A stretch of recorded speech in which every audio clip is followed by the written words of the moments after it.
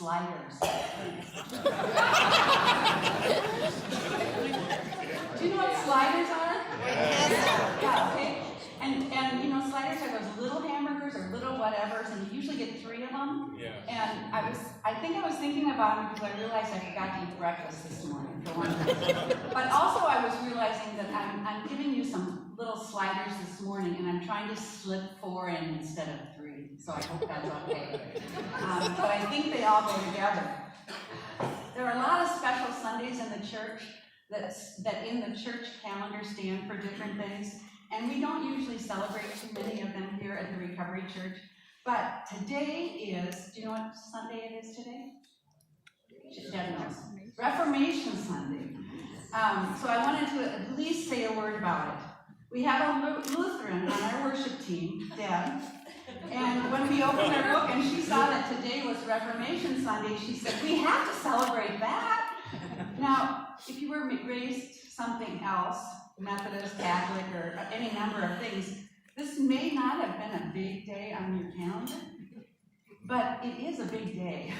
The Protestant Reformation began in the year 1517, when Martin Luther, a Catholic priest, nailed 95 theses to the door of his church.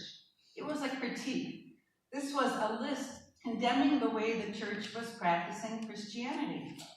It had become corrupt, and people were buying their way into heaven. His main assertion was that we are not saved by our own works, but we are saved by the grace of God.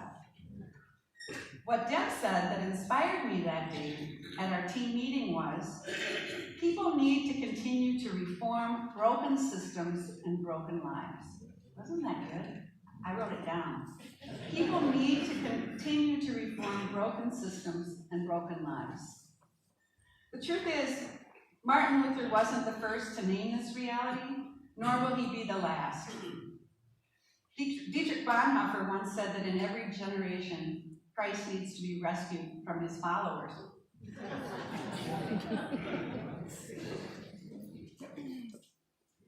Why? Because we're human. And again, we lapse into the misperception that our salvation depends on how good we are, rather than on how good God is. That's what it all boils down to. It's so easy to make God over in our own image, and then to lord that over others who are not quite up to snuff in our standards. This is what our reading in the Gospel of Luke warns us about today. Second slider. We hear the Pharisees, who actually are righteous people, look down their noses at the tax collector and actually pray, I thank God I am not like other people. Thieves, rogues, adulterers, or even this tax collector. Of course, the parable ends with Jesus reminding us that the tax collector was the one who left justified that day in the eyes of God. He warned those who exalt themselves will be humbled, and those who humble themselves will be exalted. But before we come down too hard on the Pharisees, let us remember just how tricky humility is. We can become arrogant and proud of our humility. We can become the most humble. It's easy to take a pot shot at the Pharisees, but here are a few facts. They actually were righteous in the practice of their faith. They followed the laws of Moses, they worshiped, they fasted and prayed, and gave 1/10 of their income back to God. We may think it sounded arrogant when they say, thank God I am not like others. But think of it this way. Think of the person who tells you about their recovery from addiction. You may ask, how did you do it? And they may say, I go to meetings twice a week.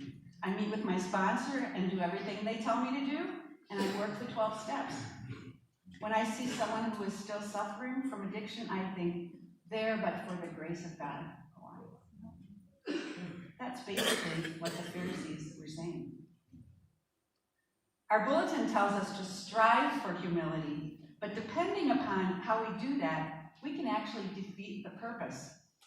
We can still make it too much about ourselves. This week, an article, this is third slider, This week an article appeared in my email from a website called BeliefNet, and the title of the article was 4 Ways to Humble Yourself. What timing! When you're writing a sermon on humility, you like it these days. But without going into a ton of detail, let me share with you the 4 ways they suggested. Number 1, stop taking selfies. Number 2, take a break from social media. It's still, they say, it's still rather me focused and a platform to advertise how awesome your life is. Number 3, apologize. The article says, there's little that takes as much humility as apologizing because it forces us to say those 3 words, I was wrong. And number 4, they said, talk about someone else. You probably have had conversations where you made everything relate back to you. We all have. To practice humility, make it a point to listen more than you talk and ask others about themselves. These are good suggestions, but they still don't get at the heart of the problem. There's nothing wrong with striving to be righteous, or striving to be in recovery, or striving to be humble. But the reason the tax collector went home justified and the Pharisee did not was that the tax collector remembered his need for God. He called out to God and said, have mercy on me. When we are so focused on doing it right and on our own righteousness or our own perfectionism, we can forget that we are not saved by our goodness, but by God's grace. It's not about us, it's about God. And now for the 4th slider. Allow me to close with a story a few of you shared on Facebook yesterday, so thank you. And just to say that there's also good stuff on social media. This was written by a woman named Joan McCartney, and I don't know her, but if she's lucky, she's related to Paul. She starts the story by saying, I was at the grocery store this morning and heard a loud crash and something shattering. Being nosy, I walked towards the sound and saw some people whispering and looking back to the end of the next aisle. When I walked down that aisle, I saw an older lady had hit a shelf containing dishes with her cart, and many had fallen to the ground and broke. She was kneeling on the floor, embarrassed, frantically picking up the shattered pieces, while her husband was peeling off the barcode from each broken dish, saying, now we're going to have to pay for this. I felt so bad for her, and everyone was just standing there staring at her.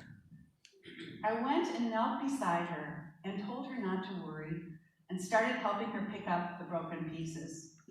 After about a minute, the store manager came and knelt beside us and said, leave it, we will clean this up. Let's get your information so you can go to the hospital and have that cut in your hand looked at. The lady was totally embarrassed and said, I need to pay for all this first. The manager smiled, helped her to her feet and said, no, ma'am, we have insurance for this. You do not have to pay for anything. The writer then closed by encouraging her readers, and I will encourage you, to close your eyes and imagine that God is doing the same for you. Collect the pieces of your broken heart from all the blows life has thrown at you. God will heal all your wounds, and I assure you that your sins and mistakes will be forgiven. You see, she says, we all have the same insurance, and it's called grace. When you ask for God's mercy, like the tax collector, the manager of the universe will say to you, everything has already been paid for. Now go on your way. All is forgiven. Amen.